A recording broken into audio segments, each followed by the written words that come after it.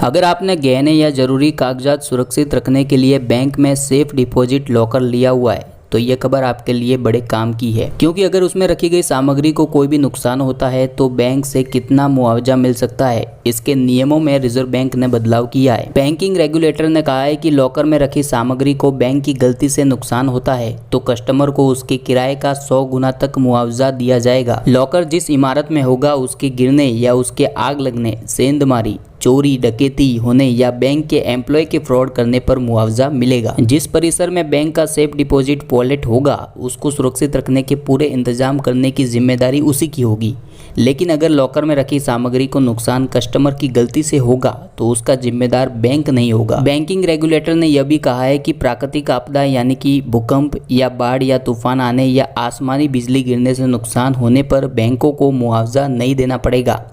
नियम में हुए बदलाव बैंक में खुले पुराने और नए लॉकर दोनों मामलों में 1 जनवरी 2022 से लागू होंगे। ऐसे में जो लोग बैंक में पहली बार नया लॉकर लेना चाहते हैं उनके लिए भी एक अच्छी खबर है।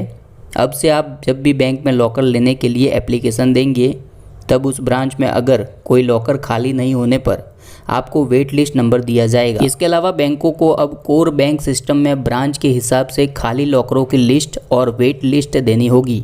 रिजर्व बैंक ने यह व्यवस्था सेफ डिपॉजिट लॉकर के अलॉटमेंट में पारदर्शिता लाने के मकसद से की है। अगर आपने पहले से ही लॉकर लिया हुआ है तो आपको टर्म डिपॉजिट देने की ज़रूरत नहीं होगी। अगर आपका खाता चालू हालत में है तो बैंक आपसे ऐसा टर्म डिपॉजिट देने के लिए नहीं कह पाएगा। साथ ही में बैंक कस्टमर को उनके लॉकर से जुड़ी गतिविधियों की जानकारी SMS और ईमेल के जरिए देंगे। अगर बैंक को लॉकर शिफ्ट करना पड़ता है तो उसकी जानकारी ग्राहकों को पहले से देनी होगी। नियम के अनुसार बैंकों को स्ट्रॉन्ग रूम वॉलेट में एंट्री और एग्जिट के CCTV फुटेज कम से कम 180 दिन रखना जरूरी होंगे। लॉकर का किराया समय पर मिलता रहे, इसके लिए बैंकों को अलॉटमेंट के समय कस्टमर से टर्म डिपॉजिट लेने की इजाज़त होगी।